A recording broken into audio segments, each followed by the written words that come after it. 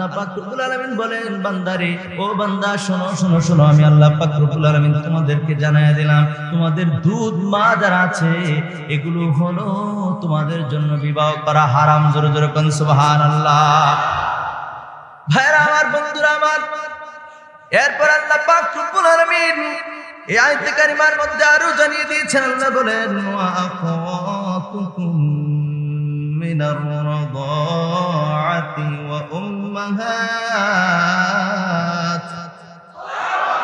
আল্লাহ পাক রব্বুল আলামিন বলেন ওয়া আখাতুকুম মিনার রাদাআতি তোমাদের দুধ বোন তোমরা যাদের কাছ থেকে দুধ পান করেছো ওই দুধ মা যারা ছাড়া আছে তাদের যে কন্যাগুলি আছে এগুলো তো এখন দুধ বোন এগুলা কি দুধ বোন আমার আল্লাহ কয় বান্দারে ও বান্দা শোনো শোনো শোনো তোমাদের এই দুধ বোনগুলিকেও তোমরা বিবাহ করা হারাম জোরে জোরে কোন সুবহানাল্লাহ ওই নারী থেকে দুধ পান করার কারণে যেহেতু উনি আপনার দুধ মা হয়েছে এজন্য আল্লাহ পাক রব্বুল আলামিন বলেন ওই নারীর যে মেয়ে আছে ওটা তোমার বোন ওই বোনের সামনে তুমি যেতে পারবে এটা মুহরিম জোরে কোন সুবহানাল্লাহ আজকের আলোচনার মধ্যেও দুধ মায়ের কথা এসেছে এজন্য কথাটা বললাম কারণ আমার দেশে নবীজির নিয়ে অনেক কটাক্ষ করে আছে নাকি নাই কথা কন্যা আছে নাকি নাই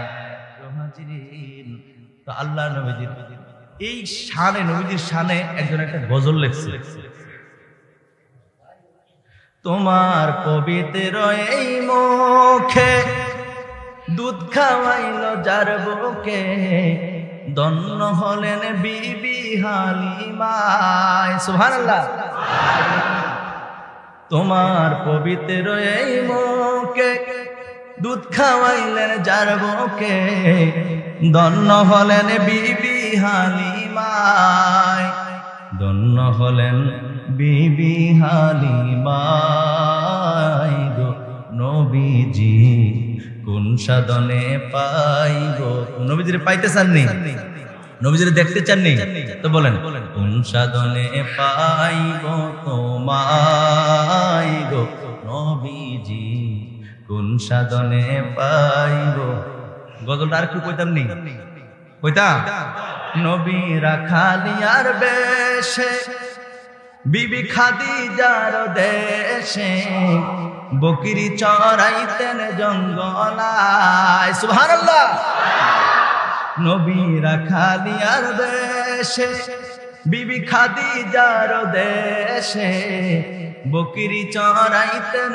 জঙ্গলায় বনের যত পশুগণ ভক্তি করত দুই চরণ বনের যত পশুগণ ভক্তি করত দুই চরণ পাখি গনে বাতাস করত গায় গো নবীজি সুবহানাল্লাহ পড়েন নবীজি খাদিজা রাদিয়াল্লাহু তাআলা আমাদের নবীজির প্রথম স্ত্রী নবীজির বয়স 25 নবীজির বয়স কত 25 আর খাদিজা রাদিয়াল্লাহু তাআলা আনহার বয়স ছিলেন 40 সুবহানাল্লাহ কর আমাদের মা উম্মাহাতুল মুমিনিন যিনি হলেন মুমিনদের মা উনাকে নবীজি বিবাহ করলেন 23 বছর বয়সে যখন নবীজি উপনীত হলেন তখন খাদিজা রাদিয়াল্লাহু তাআলা আনহার ব্যবসা ছিল এই ব্যবসার দেখাশোনা করেন তিনি যেরকম সুবহানাল্লাহ এর মধ্যে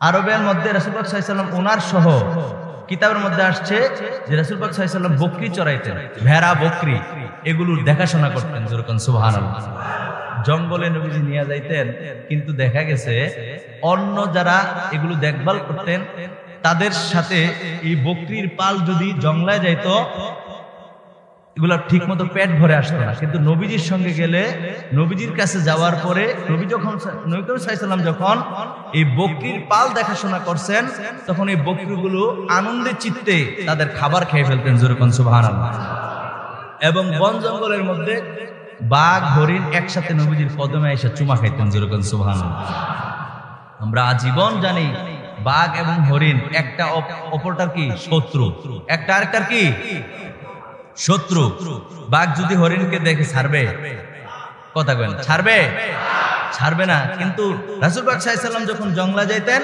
এই বাঘ হরিণ একসাথে চুমা খাইতে যেরকম সুবহানাল্লাহ নবীজির শরীরে গরম লাগে, এজন্য পাখিগুলি নবীজির মাথার উপর আইসা ডানা দিয়ে উঠতে থাকতো, এই বাতাসগুলি নবীজির গায়ে দিত। সুবহানাল্লাহ। নবীজি যখন জংলায় বসতেন, চলাফেরা করতেন, ওই আকাশের মেঘমালা নবী করিম সাল্লাল্লাহু আলাইহি ওয়াসাল্লাম যেদিকে হাঁটতেন ওইদিকে মেঘের যে একটা ছায়া আছে, দেখবেন অনেক সময় আকাশের মধ্যে হাঁস ধরলে একটা ছায়া আসে না না আসে? কিতাবের মধ্যে এসেছে নবী করিম সাল্লাল্লাহু আলাইহি ওয়াসাল্লামের মিলাদুন নবীর আলোচনার মধ্যে পাওয়া যায় আল্লাহ রাসূল সাল্লাল্লাহু আলাইহি সাল্লাম যেদিকে হাঁটতেন মেঘ মাল্লা ছায়া দিত, রুদ্র যেন নবীর গায়ে না পড়ে। যেরকম সুবহানাল্লাহ। বনের সাপগুলি ফানা ধরে এইভাবে নবী করিম সাল্লাল্লাহু আলাইহি সাল্লামের কাছে থাকতো। যার যার অবস্থার আলোকে যে যতটুকু পেরেছেন নবী করিম সাল্লাল্লাহু আলাইহি সাল্লামের খেদমতে লিপ্ত হয়েছিলেন। যেরকম সুবহানাল্লাহ। বনের সাপগুলি এইভাবে ফানা ধরতো, ফানা ধইরা নবীজির গায়ে ছায়া দিত যেন রুদ্রের তাপ নবীর গায়ে না পড়ে। কত মজার কথা! ওই নবীটা আমাদের, ওই নবীটা কার? এই মুসলমান আওয়াজ করে বলো, ওই নবী কার? এই মর্যাদা দিয়েছেন তো দিয়েছেন কে? কিন্তু এই মর্যাদাগুলি আজকে মানুষ বলতেও চায় না, বললে মানে বলে বিদআত, নাজায়েজ, অমুক তমুক। আসেনি কথা কোন? আসেনি? আরে আল্লামা জালালউদ্দিন সুয়ুতি উনি জগৎ বিখ্যাত একজন মুহাদ্দিস ছিলেন, যিনি হলেন জামানার একজন কি বলে 100 বছর পর পর আল্লাহ পাক রব্বুল আলামিন মুজাদ্দিদ পাঠান। তিনি শ্রেষ্ঠ একজন আলেম ছিলেন, মুজাদ্দিদ ছিলেন। উনি ওনার খাসায়াসুল কুবরার মধ্যে কথাগুলো এনেছেন। সুবহানাল্লাহ কইতেন না? বেদায়া ওয়ান নিহায়া কিতাবের মধ্যে আছে।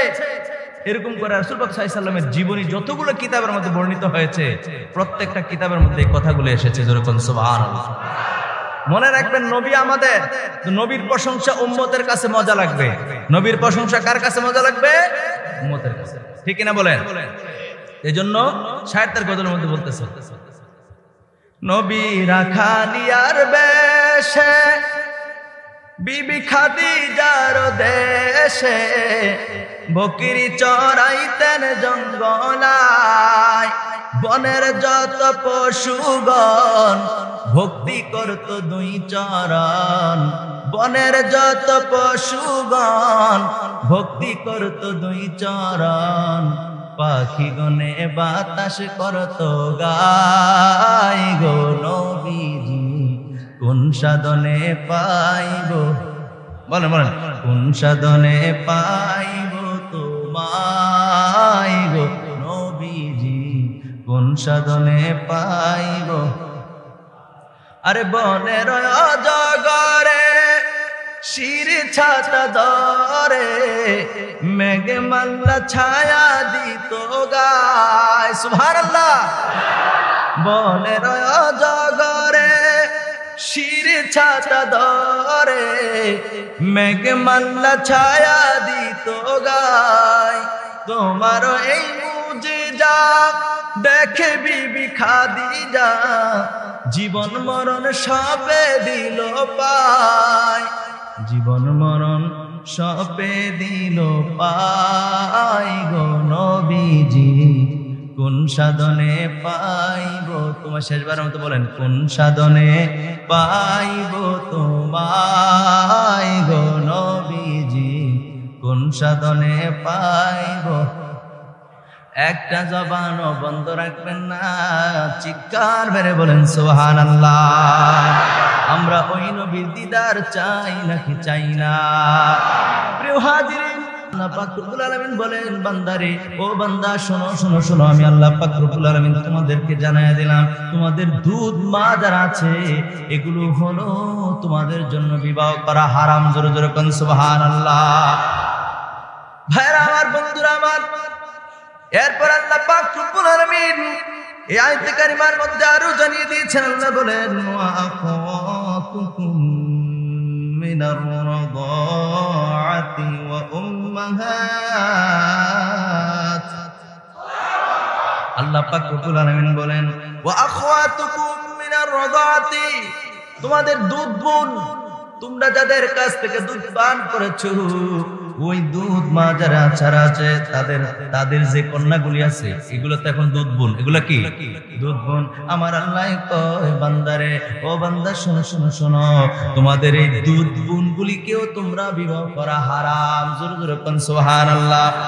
ওই নারী থেকে দুধ পান করার কারণে যেহেতু উনি আপনার দুধ মা হয়েছে, এজন্য আল্লাহ পাক রব্বুল আলামিন বলেন ওই নারীর যে মেয়ে আছে ওটা তোমার বোন, ওই বোনের সামনে তুমি যেতে পারবে, এটা মুহরিম। জোরে কোন সুবহানাল্লাহ।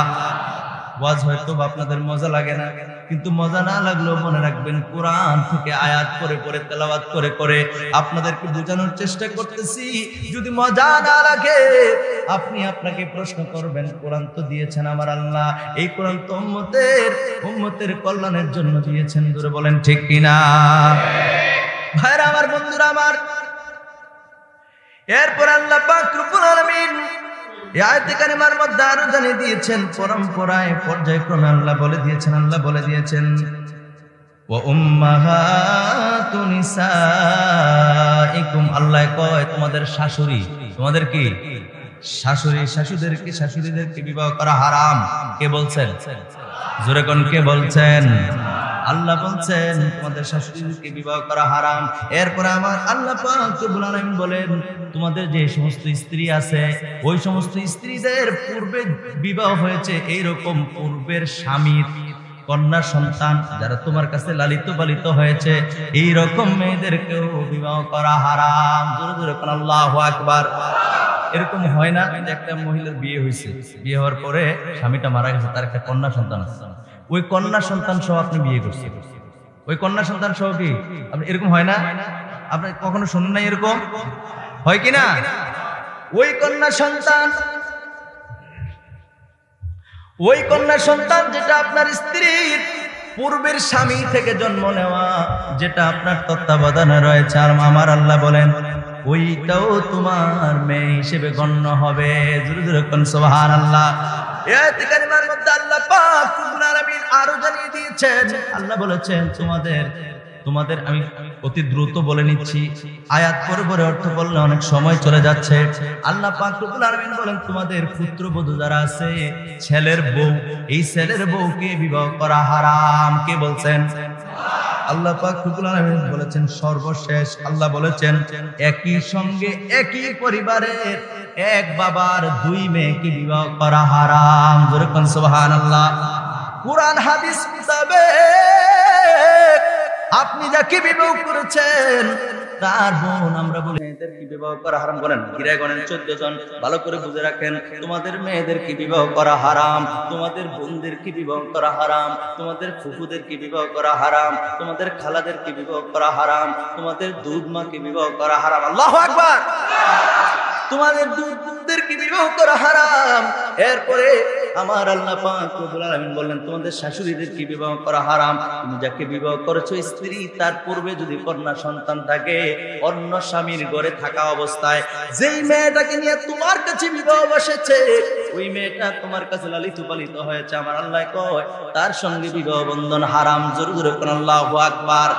এরপরে সর্বশেষ আমার আল্লাহ পাক রব্বুল আলামিন বললেন তোমাদের সন্তানের বিবিগণ মানে পুত্রবধূ তারাও কি তোমাদের জন্য হারাম, বিবাহ করা কি হারাম।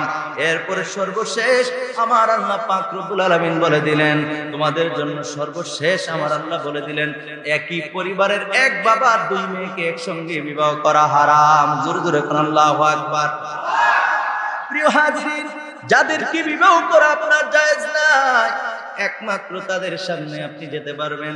এর বাইরে আপনি যদি আপনার চাচাতো বোনের সঙ্গে আপনি প্রেম করেন, আপনার চাচাতো বোনের সঙ্গে আপনি দেখা করেন, বৈধ না, হারাম। এটা কি হারাম। কারণ চাচাতো বোনকে বিবাহ করা যায়, তার সামনে যেতে পারবেন না, সাবধান। কে করছে?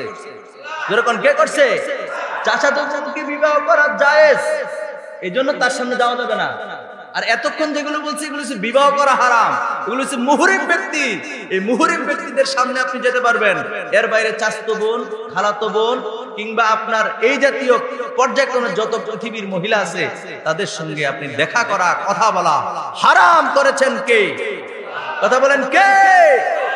এরপরে সর্বশেষ আল্লাহ পাক কি বলছে জানেন? আমাদের জীবনে তারা ছাড়াও আরো অনেক মহিলাদের সঙ্গে আমাদের দেখা হচ্ছে কিনা বলেন? দেখা করতেছে, আপনার সঙ্গে করতেছে, আরেকজনের সঙ্গে করতেছে। আল্লাহ কি বলে দেখেন, আজকে ওয়ার্ডটা শোনার পর আপনি যদি তওবা করেন, আল্লাহ বলেন কি বলে? সর্বশেষ আল্লাহ বলেন ইন্নাল্লাহা কানা গফুরার রহিমা। আল্লাহ পাক রব্বুল আলামিন বলেন, নিশ্চয়ই আমি আল্লাহ পাক রব্বুল আলামিন হলাম গফুর, ক্ষমাশীল। এরপরে বলেন রহিমা, আমি আল্লাহ দয়ালু। জোরে জোরে কোন সুবহানাল্লাহ। আমার আল্লাহ পাক রব্বুল আলামিন বলেন, পূর্বে যা হয়েছে হয়েছে, আজকের পর থেকে যদি তোমরা সাবধান হয়ে যাও, তোমরা যদি ওই বেগানা মহিলাদের সঙ্গে দেখা করা ছেড়ে দাও, তাহলে আল্লাহ বলেন আমি আল্লাহ তোমাদেরকে দয়া করে ক্ষমা করে দেব। জোরে কোন সুবহানাল্লাহ। একটু ধরে সুরে পড়ি, আল্লাহুম্মা সাল্লি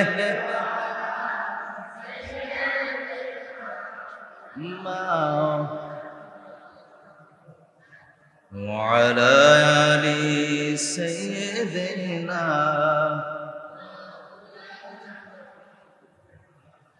জয় যদি মোর তন জানো, এতে নাই মোর ভাবনা, যতদিন থাকবে প্রাণ দয়ালে নবীকে ভুলবো না। আল্লাহুম্মা সাল্লি আলা মাওলানা মুহাম্মদ ওয়া আলা আলি মাওলানা। একটা জবানও বন্ধ রাখবেন না, চিৎকার মেরে বলেন সুবহানাল্লাহ।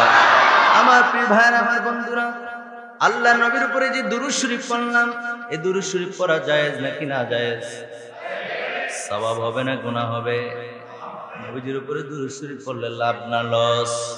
একটা হাদিস শরীফ মনে পড়ছে, আমি বলে দেই বন্ধুরা আমার। আল্লাহর নবী দুজানের বাদশা নবী রাহমাতাল লিল আলামিন নবীজির হাদিস খানা মিশকাত শরীফের ৮৬ পৃষ্ঠার মধ্যে রয়েছে। আন আব্দুল্লাহ ইবনে মাসউদ রাদিয়াল্লাহু তাআলা আনহু قال قال رسول الله صلى الله عليه واله وسلم। বন্ধুরা আমার খুব মনোযোগ দেন। ইন্না আউলান নাসি বিয়াউমাল কিয়ামাতি আকতারুহুম আলাইহি সালাহ, রাওয়াহু তিরমিজি। একটা জবানও বন্ধ রাখবেন না, চিৎকার মেরে বলেন সুবহানাল্লাহ। আল্লাহর নবী ডাক দিয়ে কই উম্মতেরা রে, ও আমার উম্মত শোনো, শোনো রে উম্মত।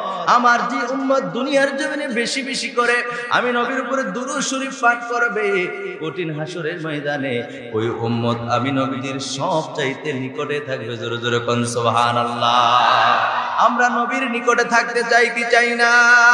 আর আওয়াজ করে বলো, চাই কি চাই না? আরে হাসরের ময়দানে যে ময়দান হলো দুনিয়ার ৫০,০০০ বছরের সমান হবে, হাসরের ময়দানের একদিন কয়দিন? দুনিয়ার ৫০ বছর না ৫০,০০০?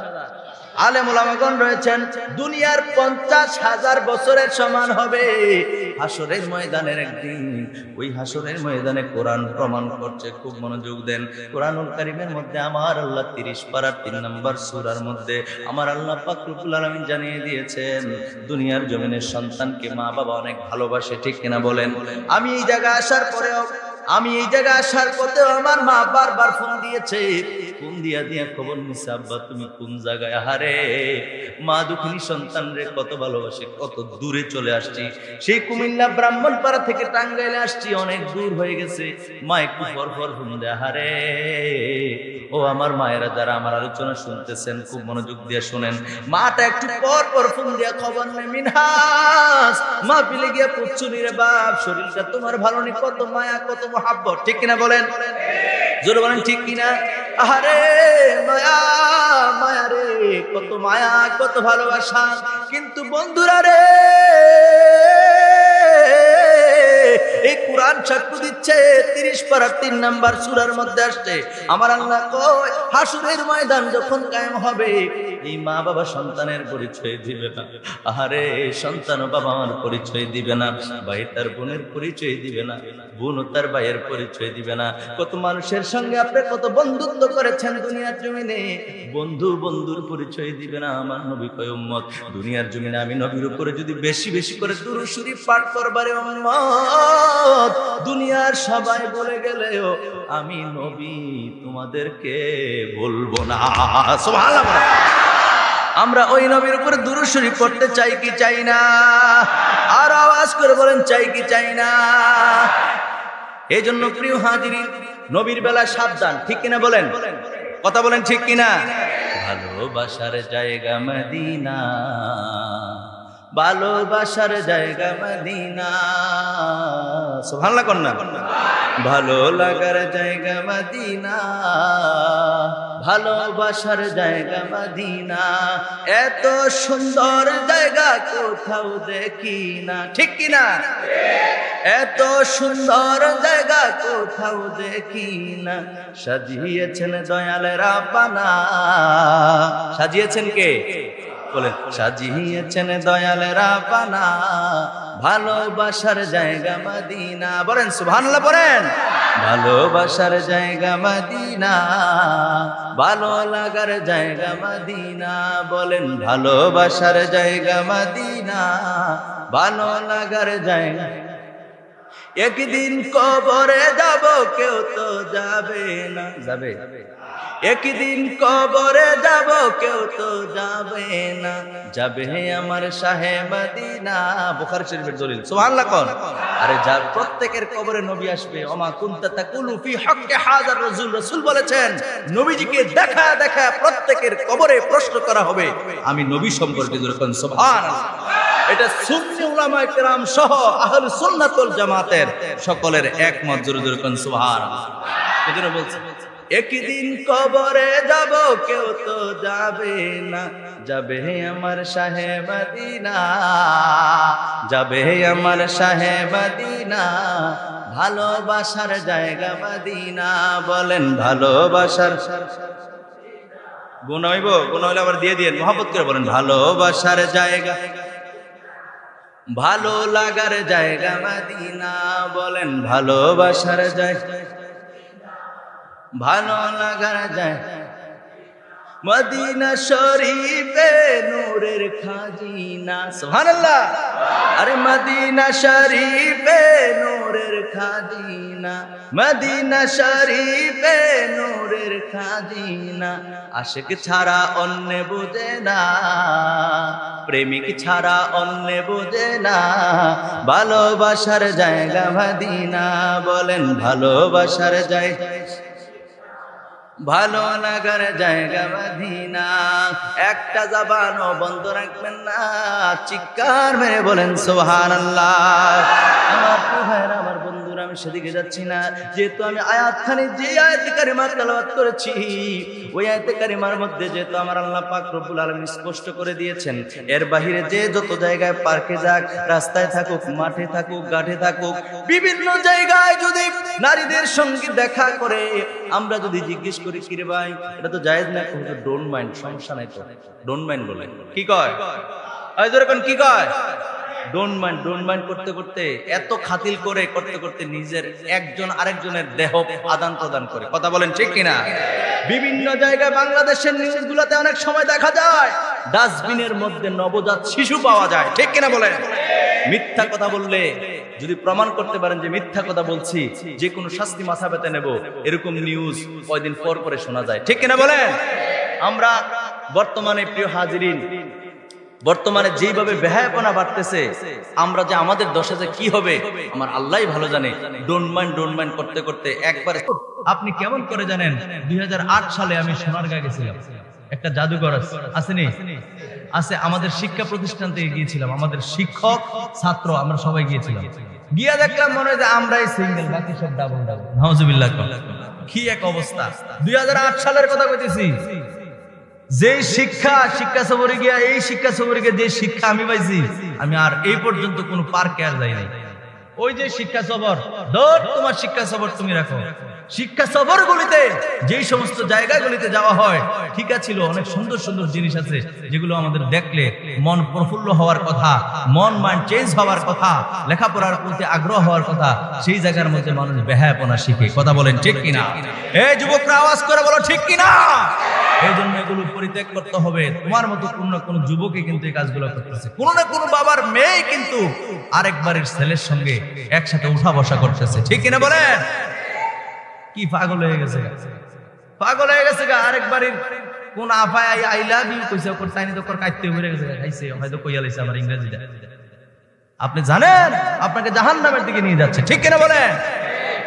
আরেকজন আই লাভ ইউ কইলে আপনি এটা গুরুত্ব দেওয়ার কোন দরকার নেই, আপনার তার সামনেই যাওয়ার দরকার নেই। ঠিক কিনা বলেন? সারাটা জীবন মা আপনারে ভালোবাসবে। এই যুবক, সারাটা জীবন বাবা তোমাকে ভালোবাসবে। মাথার ঘাম পায়ে ফেলাইছে, রুদ্রে পড়েছে, বৃষ্টিতে ভিজেছে, সেই বাবাকে কোনোদিন তুমি আই লাভ ইউ বলো না? বলো নাই বাবা আমি তোমাকে অনেক ভালোবাসি বাবা? কোনোদিন বলো না। যেই মা 10 মাস 10 দিন গর্ভে ধারণ করেছে, ওই মাকে কোনদিন আই লাভ ইউ বলো নাই? 10 মাস 10 দিন গর্ভে ধারণ করতে গিয়ে কত কষ্ট হয়েছে আমার মা বোনদের। এই কষ্ট একমাত্র আরেক মা ছাড়া, এক মায়ের কষ্ট আরেক মা ছাড়া বুঝবে। দুনিয়াতে আসার পরে কি শেষ? এই শীতকালে কনকনে শীতের মধ্যে আমরা বাবা হয়েছে, পাশে কিন্তু ঘুমায় আছি, হুঁশ নাই, খবর নাই। একটু পর পর কিন্তু বাচ্চা চিল্লান দিয়ে ওঠে, মা একটু পর পর দুধ খাওয়ায়, আবার চেক করে চেকিং করে যে প্রস্রাব করলো কিনা নাকি পায়খানা করলো, চেক করে করে পরিষ্কার করে দেখে। আওয়াজ রইল কেন? কে? এত ভালোবাসলো আপনারা, এত মায়া করলো আপনারা, এত যত্ন করে করে আপনার, এত মায়া করে করে এত বড় করলো। সেই মাটারে কোনোদিন আপনি আই লাভ ইউ বললেন না। কোন বাড়ির কোন পুরী কোন মেয়ে আপনার আই লাভ ইউ বলে আপনি অক্ষরে দেওয়ানা হয়ে গেছেন? 14 ফেব্রুয়ারি আসলে আপনি পাগল হয়ে যান। হ্যাঁ, 5 টাকা এদিকে আসেনি, এগুলা ভালোবাসা দিবস পালন করেনি? আসেনি? এদিকে আওয়াজ করে নাকি আসেনি? তাহলে বোঝা গেল সারা দেশের প্লাবাইনে পাগল হয়ে যায়। 5 টাকার গোলাপ 100 টাকা, 200, 400, 500 টাকাও হয়। কথা কোন ঠিক কিনা? এই কথাগুলি খারাপ লাগতেছে? 500 টাকা দিয়ে 100 টাকা দিয়ে 5 টাকার গোলাপ কিনলেন, কিনা আপনি ওই হেইবাড়ির আফারে নিয়ে করে কাইতে গেলেন, গা আই লাভ ইউ নেও তোমার জন্য। কেন মাকে দিতে পারলেন না? ভালোবাসা দিবস যদি আপনি পালন করেন, আপনি মাকে ভালোবাসার কথা বলেন। ভুল কথা বললাম? যারা বিবাহ করেছেন স্ত্রীকে বলেন, অবৈধ সম্পর্ক করেছেন, মনে রাখবেন আপনার ঠিকানা হলো জাহান্নাম। ঠিক কিনা বলেন? আর আল্লাহ রাসূল বলেন, উম্মত তোমরা যদি 2টা জিনিসকে হেফাজত করতে পারো। কয়টা? 2টা। রাসূল বলেন তোমাকে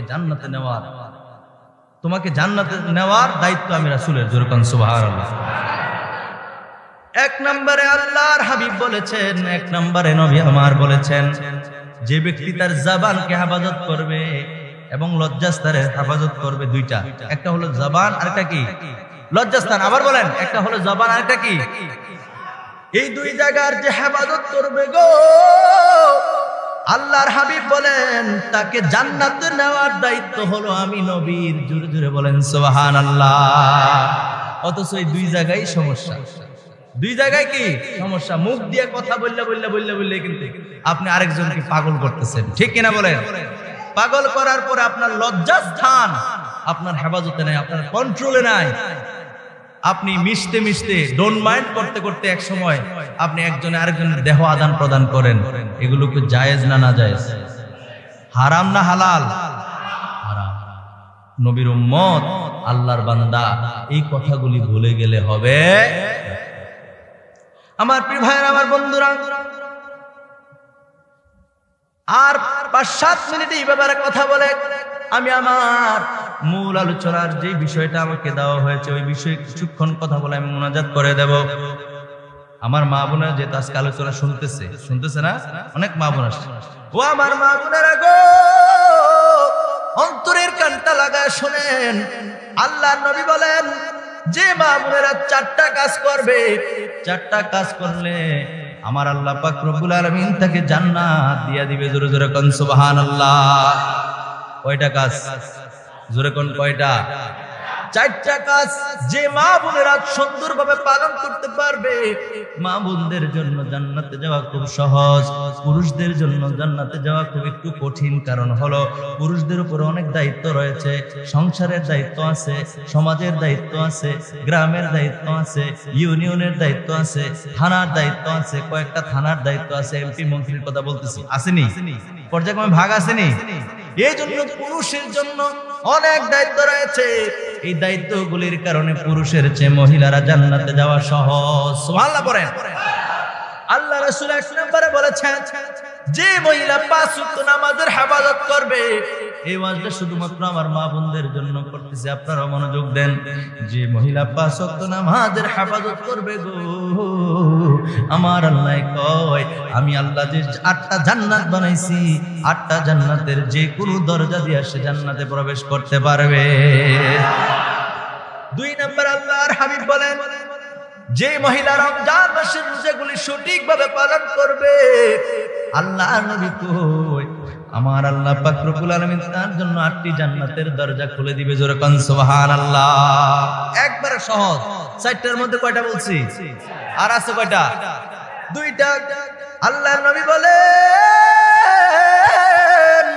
3য় নম্বরে নবীজি বলতেছেন, যে মহিলা তার লজ্জাস্থানের হেফাজত করবে গো,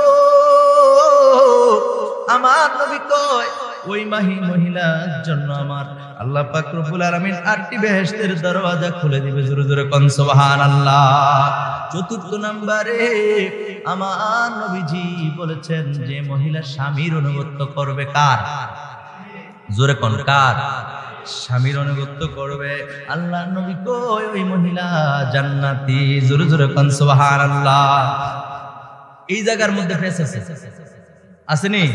অনেক মুরব্বীদেরকে যদি জিগায়, আমার মা বোনেরা রাগ হবেন না, যারা স্বামীর আনুগত্য করেন ওয়েলকাম, ধন্যবাদ, আপনার জন্য আল্লাহর জান্নাত রেডি। কথা বলেন ঠিক কিনা? কিন্তু স্বামীর ইত্তেবা অনুগত্য এই বিষয়টার ক্ষেত্রে মা বোনেরা সবচেয়ে বেশি অবহেলা করে, ঠিক কিনা বলেন? অনেক মুরব্বী আছে আমার সামনে, এতগুলি আল্লাহর বান্দা, যদি জিজ্ঞেস করি যে আপনি আপনার বৈবাহিক জীবনে আপনি সুখী নাকি অসুখী, তখন বলবে হুজুর আর জিগেন না, শেষ করে দিছে তাই না আমার জীবনটা। কথা কোন ঠিক কিনা? আংরা হয়ে গেছি। যদি কোনো কারণে কোনো জায়গায় ভুল হয়েছে, সারছে, এই দিন সারছে, আমি বাইতে ঢুকতেছি, আসেনি? কথা কোন আসেনি? আসেনি? এরকম অনেক মা বোন আছে। না মা গো, আমি বুখারী শরীফ থেকে হাদিস বলছি। রাসূল সাল্লাল্লাহু আলাইহি সাল্লাম কি বলছে জানেন? নবী আমার বলেছেন, কোন স্বামী যদি তার স্ত্রীকে মুহাব্বতের জন্য, মুলাকাতের জন্য, সহবাসের জন্য, মিলনের জন্য আহ্বান করে গো, ওই মহিলা, ওই নারী যদি তার স্বামীর আহ্বানে সাড়া না দেয়, খুব মনোযোগ দেন, বিছানায় আহ্বান করলো, স্ত্রী আসো, প্রেমময় মুহূর্ত কাটাবো। স্ত্রী যদি এটাকে নাকচ করে, স্ত্রী যদি এটাতে রাজি না হয়, আল্লাহর নবী কয় ও আমার মা বোনেরা কান খাড়া করে শোনেন, আপনার জীবনে আপনার স্বামী কত বড় ইম্পর্টেন্ট জিনিস, আপনার জীবনে আপনার স্বামী কত গুরুত্বপূর্ণ। আল্লাহ নবী বলেন, ওই সময় স্ত্রী যদি না করে দেয়, স্বামী যদি একটু কষ্ট পায়, আর এইভাবে যদি সারাটা রাত্র অতিবাহিত হয়, আল্লাহর নবী কয় ফেরেশতারা সকাল পর্যন্ত, যে পর্যন্ত না মুয়াজ্জিন মসজিদের মধ্যে আযান দিবে সে পর্যন্ত আল্লাহর ফেরেশতারা আপনার উপরে লানত দিতে থাকে। জোরে জোরে কোন নাউজুবিল্লাহ। এই জন্য স্বামী আপনার জীবনে সবচাইতে গুরুত্বপূর্ণ। একটা বিধবা নারীকে জিজ্ঞেস করে দেখেন, যাদের স্বামী আছে জিজ্ঞেস করে দেখেন, তার মতো অসহায় আল্লাহর দুনিয়ায় আর কেউ নাই, ঠিক কিনা বলেন? তাকে জিজ্ঞেস করেন, তার খাওন দাওনের ঠিক নাই এখন, কারণ ভরণ পোষণের খাওন দাওনের দায়িত্ব কার? স্বামীর। স্বামীটা মারা গেছে কিংবা ডিভোর্স হয়ে গেছে, তালাক দিয়ে দিছে, এখন কি তার স্বামী আছে? এই ধরনের নারীদেরকে জিজ্ঞেস করে দেখেন যে তার জীবনে স্বামীর কত গুরুত্ব, সে তখন টের পায়, কিন্তু স্বামী থাকা অবস্থায় আপনারা টের পান না। আমরা যারা স্বামী হয়েছি, এই শুনেন, আমরা যারা স্বামী হয়েছি আমাদেরকে এই মর্যাদা দিয়েছেন স্ত্রীদের উপরে। জোরে কোন সুবহানাল্লাহ, আর জোরে কোন সুবহানাল্লাহ। আবার স্ত্রীদের ব্যাপারে আরেকটা হাদিস শরীফ বলি, তিরমিজি শরীফের মধ্যে এসেছে, আল্লাহর নবী দো জানের বাদশা নবী রাহমাতুল লিল আলামিন বলেন, যে স্ত্রী তার স্বামীকে সন্তুষ্ট রাইখা মারা গেছে রে, আমার নবী কয় ও আমার উম্মতেরা শোনো, ওই নারীটা বিনা হিসাবে জান্নাতি। জোরে জোরে কোন সুবহানাল্লাহ। আবু হুরায়রা রাদিয়াল্লাহু তাআলা হাদিস খানা বর্ণনা করেছেন, তিনি বলেছেন ওই নারীটা হলো জান্নাতি, যেই নারী তার স্বামীকে সন্তুষ্ট রাইখা দুনিয়া থেকে বিদায় হয়েছে। জোরে জোরে বলেন সুবহানাল্লাহ। এখন মা বোনেরা আপনারা চিন্তা করেন, আপনারা কি আপনাদের স্বামীদের অনুগত্য করবেন না বেয়াদবি করবেন? ঠিক কিনা বলেন? স্বামী যদি বাহিরে জামাই পাগলা, কারণ এক কথার উপর দুই কথা হইলে গুম্মুর করে একটা মারবো, গরম জামাই আসেনি, এটি কিন্তু পুরুষ মানুষ যারা করেন মা বোনদের গায়ে হাত তোলা, এটা ভালো লক্ষণ না। ঠিক কিনা বলেন? এটা ভালো লক্ষণ না, এগুলো ত্যাগ করেন। মা বোনদেরকে তারা আপনার মা বাবা ভাই বোন, আপনার বাবার পরিবার ছাইরা আপনার পরিবার আপনার চেহারার দিকে তাকাইয়া, ঠিক কিনা বলেন?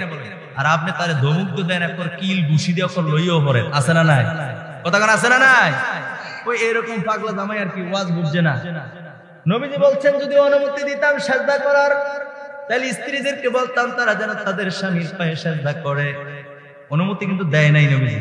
ওই হে পাগলা না বুঝে বাইরে গিয়ে কয় জানো নি খবর, তোমার জান্নাত আমার হাত, তোমার জান্নাত কই? আমার কাছে। আমার লগে টালটু বাল্টু করলে একদম ব্লক করে দেয়, ভয় দেখায়। মা বোনদেরকে কি দেখাইছে? এখন স্ত্রী দেখো আর খাইছে, ওয়াজও যায় না, যাইও গেছে, গিয়ে তখন রিয়েকশন হয়েছে, ওয়াজ আগুন তো আরো বাড়ছে। কথা কয় না? ঘরে অশান্তি কি আরো বেড়ে গেছে। এবার স্ত্রী বলতেছে এখন কি করতাম? স্ত্রী যখন বললেন কি করবে, স্বামী বলে শীতকাল তুমি আমার খেদমত করো, খেদমত করলে জান্নাত পাইবা, নাইলে ব্লক, নাইলে কি জান্নাতে যাইতে না। তো স্ত্রী কি করছে? আরে কি করবে, এখন তো বিপদে বসছে, স্বামীর খেদমত করলে জান্নাত নাই তো জাহান্নাম।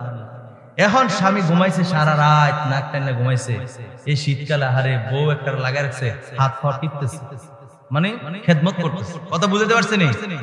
সকালবেলা স্বামী কয় আহারে আমার স্ত্রীর এত বড় ভয় দেখায়, আমি যদি এখন নামাজ না পড়ি তাহলে আমিও জাহান্নামে যাইম।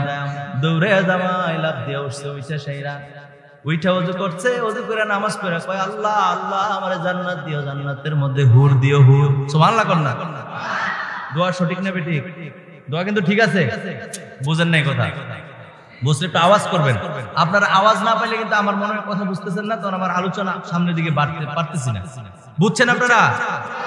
স্বামী সকালবেলা উঠা বলতেছে আল্লাহ আমারে জান্নাত দিবা, জান্নাতের মধ্যে হুর দিবা। স্ত্রী ডাক দেয় কয় স্বামী রে, ও আমার প্রাণের স্বামী, এই হুরটা কি? তোমার জান্নাত দিব আমি বুঝলাম। এই এদিকে তাকান, তুমি জান্নাত চাইছো বুঝলাম, তুমি যে কইলা জান্নাতের মধ্যে হুর দিত, হুরটা কি? এবার স্বামী ডাক দিয়া কয় হুর হইলো সুন্দরী নারী, তোর মতো বেসাই জানা দুনিয়ায় তো তোরে পাইয়া ঠকছি, আমি জান্নাত থেকে ঠকদাম চাই না, আমি জান্নাতে হুর নিয়া পাগলা হতে চাই। এবার স্ত্রী কয় সর্বনাশ, সারা রাত্র শীতকালে এই ফাড়া ফায়ের মধ্যে তেল দিলাম আমি, আর খেদমত করলাম আমি, এই সান্দে জান্নাত চাই, জান্নাতের মধ্যে হুর চাই। ডাক দিয়া কয় আল্লাহ আল্লাহ। ওই স্ত্রী কইতাছে আল্লাহ আল্লাহ, তুমি এই আমার জামাইয়ের জান্নাত দন লাগতো না, হুরও লাগতো না, দুনো জামাই বই জাহান্নাম জমকে দেখবালা, কোন ফেস লাগছে রে? স্বামী ডাক দিয়া কয় তুমি যতই চিল্লাও লাভ নাই, তুমি যতই চিল্লা পাল্লা করো কোনো লাভ নাই, কারণ আমি নামাজ পড়ছি, মিফতাহুল জান্নাতের সালাত, নামাজ বেহেশতের চাবি, সুতরাং চাবি আমার হাতত, তুমি জাহান্নাম আমার দিতে বলে কোনো লাভ হইতো না। সুবহানাল্লাহ কোন না? স্ত্রী কই খাল্লি বাল্লি তো লাভ কি, আমি বইয়ে থেকে দৌড় দিয়া ওযু করে নামাজ পড়ছি, নামাজ পড়ে আল্লাহ আল্লাহ তুমি আমার জান্নাত দিও, জান্নাতের মধ্যে হুইরা দিও, হুইরা।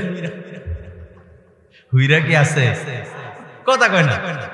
হুইরা বলতে কিছু আছে, কোরআনে আছে। কোন কি করব, কোন স্বামীর লগে লাগছে, আল্লাহ আল্লাহ আমার জান্নাত দিও, জান্নাতের মধ্যে হুইরা দিও, হুইরা। এবার স্বামী ডাক দিয়া কয় বিবি, বিবি রে তুমি জান্নাত চাইলা বুঝলাম, কিন্তু জান্নাতের মধ্যে হুইরা চাইলা, হুইরাটা কি? তা হুইরা হলো সুন্দর যুবক, তোমার মতো এরকম পাও পাঠানা, দুনিয়ায় তো তোমার ভাইয়া ঠকছি, জান্নাতে গিয়া ঠকদাম চাই না। এখন কি মহাব্বত বাড়ছে না আগুন লাগছে? এক কথা কোন, মহাব্বত কি বাড়লো না আগুন লাগলো? দুই পেলে আল্লাহ রাসূল বলেছেন স্বামী স্ত্রী সুযোগ হইলে এক প্লেটে খাবার খাইবা। সুবহানাল্লাহ কর। এটা নবীর সুন্নাত। আবার মাঝে মধ্যে লুকমা দিয়ে খাওয়াই দিবা স্ত্রীকে, স্ত্রী স্বামীকে খাওয়াবে, এটা আল্লাহর নবীর সুন্নাত। যেরকম সুবহানাল্লাহ। ওয়াজ না বুঝা বাড়িতে গিয়ে ফেস লাগালে তো এরকম হইবেই, ঠিক কিনা বলেন? এই জোরে বলেন ঠিক কিনা? এতক্ষণ মা বোনদেরকে হুঁশিয়ার করছি, আপনাদেরকে মনে করছেন ছেড়ে দেন না। শুনেন আল্লাহ রাসূল কি বলেছেন। রাসূল বলেছেন পুরুষদেরকে লক্ষ্য করে, নবীজি বলেছেন তোমরা যারা স্বামী হয়েছ তোমরা নিজে যা খাইবা স্ত্রীদেরকে তা খাওয়াইবা। সুবহানাল্লাহ। নিজে যা করবা স্ত্রীদেরকে তা পরাইবা, মানে তোমরা উত্তম পোশাক পরলে স্ত্রীদেরকে উত্তম পোশাক পরবা, তোমরা ভালো খাবার খাইলে স্ত্রীদেরকে ভালো খাবার খাওয়াইবা। জোরে কোন সুবহানাল্লাহ, আর জোরে কোন সুবহানাল্লাহ। আপনারাও বাঁচতেন না, নিরাল নিরাল দোকানে বৈশা সকালবেলা বাড়িতে স্ত্রীর দিয়েছে মুড়ি মুড়ি মুড়ি মেকা খাও, আর সহালে তাই ডিম দিয়া পরোটা দিয়া আছে না নাই? কথা কেন আছে না নাই? খবর আছে সোনার সাথ এমনি লাগারে শুকনা মুড়ি পাই, আর তাই ডিম দিয়া পরোটা বেজা খায়। আসেনি আসেনি? কথা কেন আসেনি? মহাব্বত রাখবেন, মুড়ি খাইলে দুজনে খাইবেন। আর যেদিন সকালে নাস্তা নাই পরোটা কিনা লিয়ে ভাই জীবন গিয়ে মহাব্বত করে খাইবেন, এটা হচ্ছে মহাব্বত বাড়বে, ঠিক কিনা বলেন? রাসূল এটাই বলেছে। এরপর আরেকটা হাদিস বলে আমার কথা শেষ, 2 মিনিট লাগবে। আল্লাহর হাবিব দু জাহানের বাদশা নবী রাহমাতাল লিল আলামিন বলেছেন, ও আমার উম্মত শোনো শোনো শোনো, তোমরা যখন বিয়ে করবা, বিয়ে করার সময় খুব ইম্পর্টেন্ট হাদিস, রাসূল বলেছেন যখন মোহরানা নির্ধারণ করা হবে, যখন মোহরানা নির্ধারণ করা হবে, এটা কম হোক আর বেশি হোক, কম হোক আর কি হোক, বেশি হোক। বাবা এই যে হ্যালো, কোন সমস্যা? উনি কি বলতেছে? বাবা কোন সমস্যা? সমস্যা হলে আমার খুব মনোযোগ। আল্লাহর হাবিব বলেন বিয়ে করার পূর্বে যখন মোহরানা নির্ধারণ করা হবে, মোহরানা কম হোক আর বেশি হোক, আল্লাহর নবী কয় যদি মোহরানা আদায় করার ইচ্ছা কোন স্বামীর অন্তরে না থাকে আর ওইভাবে যদি সংসার করে, কাল হাসরের ময়দানে ওই স্বামীটা জিনাকারী হিসেবে উঠবে। জোরে জোরে কন্যা নাউজুবিল্লাহ। কথাটা বুঝছেননি? বিয়ে করে না, আমরা বিয়ে করছি কিনা? বিয়ে করার সময় একটা মোহরানা হয়েছে নি, 1 লাখ হোক আর 2 লাখ 3 লাখ 4 লাখ 5 লাখ টাকা হোক, মোহরানা যেটাই হোক, রাসূল বলেছেন কম হোক আর বেশি হোক, এই মোহরানার দাবিদার কে? স্ত্রী। বলুন না, মোহরানার দাবিদার কে? এই মোহরানার মালিকানা কে? স্ত্রী। তো স্ত্রীকে দিতে হবে। রাসূল বলেন যদি না দেয় আর এইভাবে যদি সে না দিয়া মারা যায়, কাল হাসরের ময়দানে আপনি যে ব্যক্তি দিলেন না সে জিনাকারী হিসেবে উঠবে। জোরে জোরে কোন নাউজুবিল্লাহ, আর জোরে কোন নাউজুবিল্লাহ। আমার দেশের ছেলেরা 7 লাখ 8 লাখ 9 লাখ 10 লাখ টাকাও এই কাবিন, কথা কোন ঠিক কিনা, কাবিন নামের মধ্যে উঠায়, মোহরানা এটা ইয়া করে সিদ্ধান্ত নেয়, কিন্তু দেওয়ার সময় মা বোনদেরকে ওই স্ত্রীকে 50,000 টাকাও দেয় না, 1 লাখ টাকাও দেয় না। আসেনি? কথা কেন আসেনি? সাবধান সাবধান। আপনি সারা জীবন তার সাথে সংসার করেছেন, দুনিয়ার মানুষ জানছে এটা স্ত্রী। আল্লাহ হাবিব বলেন কাল হাসরের ময়দানে একটা অবৈধ সম্পর্ক করলে, মেলামেশা করলে যেইভাবে গুনাহ হওয়ার কথা, আপনি তার মোহরানা আদায় না করার কারণে কাল হাসরের ময়দানে আপনি জিনাকারী হিসেবে উঠবেন। জোরে জোরে পড়েন নাউজুবিল্লাহ। এরকম যেন না, এরকম যেন কি হয় না হয়। আপনার মোহরানা যদি কোনো কারণে 4-5 লাখ টাকা হয়ে যায় আর আপনার যদি সামর্থ্য না কুলায়, আপনার সামর্থ্য যদি, কথা বলে কে? কথা বলেন না কেউ? আপনার সামর্থ্য যদি না কুলায়, আপনি স্ত্রীর কাছে বলবেন বিবি আমরা সুন্দর একটা জীবন যাপন করতেছি, তুমি তো আমার কাছে পানা, আমি তো 5 লাখ টাকা মোহরানা, এই চিকন রাস্তাটা দেখাই দিয়ে যেতেছি, আমার মা বোনেরা কিন্তু শুনলেও রাস্তাটা দেখাই দিয়ে যায়।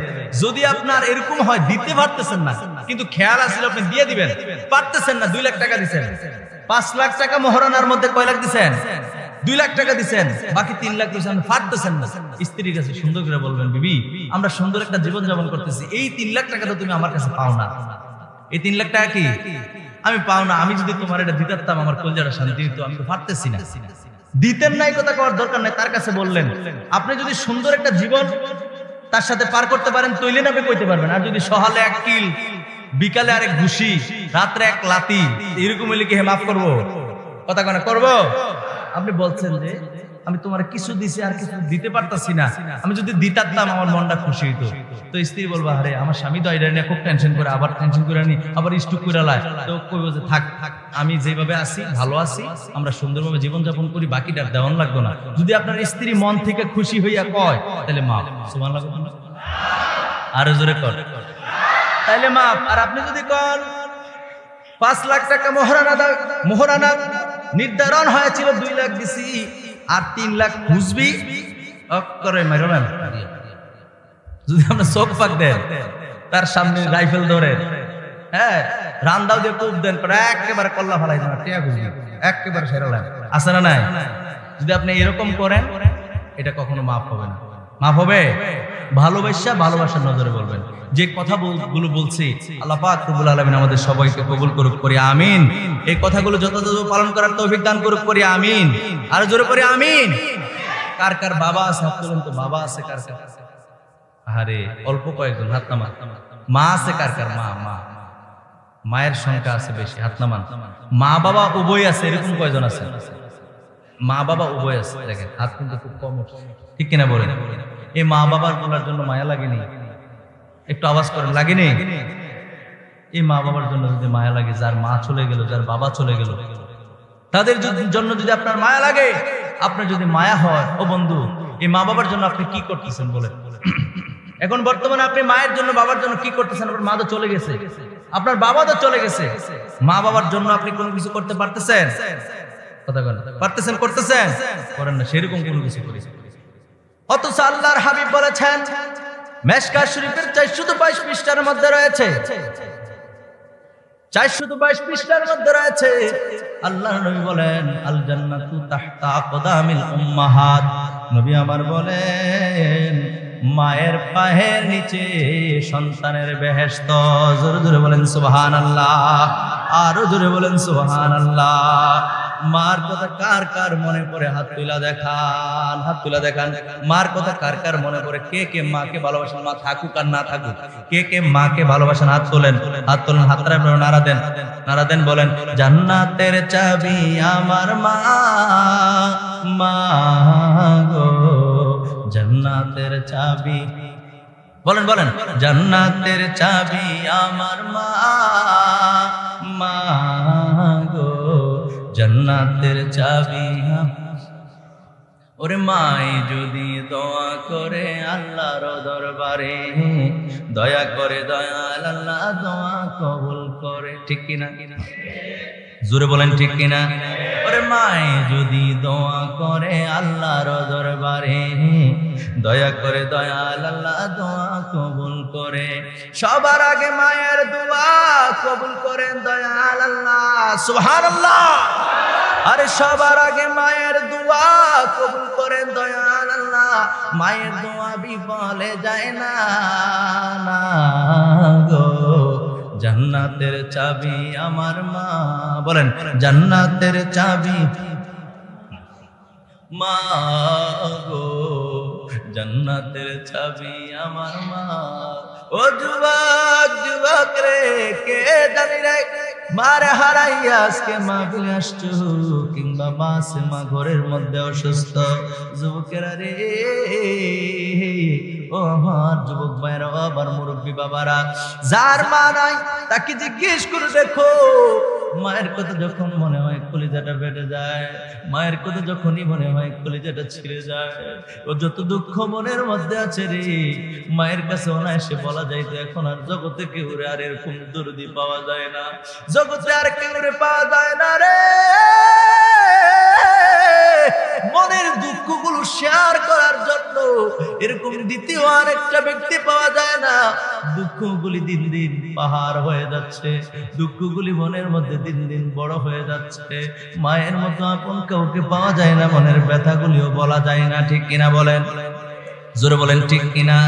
এই জন্য অন্য মানুষগুলি মায়ের কষ্টটা, অন্য মানুষগুলি মায়ের যে সান্ত্বনা আছে, এটা অন্য পৃথিবীর কোনো মাছ আছে দিতে পারে না, ঠিক কিনা বলেন? ওরে মা যার বেঁচে নাই তার মতো দুঃখী নাই, ঠিক কিনা? ওরে মা যার বেঁচে নাই তার মতো দুঃখী নাই, খালা ফুফু মায়ের মতো না, না গো জান্নাতের চাবি আমার মা। বলেন শেষবারের মতো, জান্নাতের চাবি আমার মা, মা গো জান্নাতের চাবি। বলেন বলেন জান্নাতের চাবি আমার মা, মা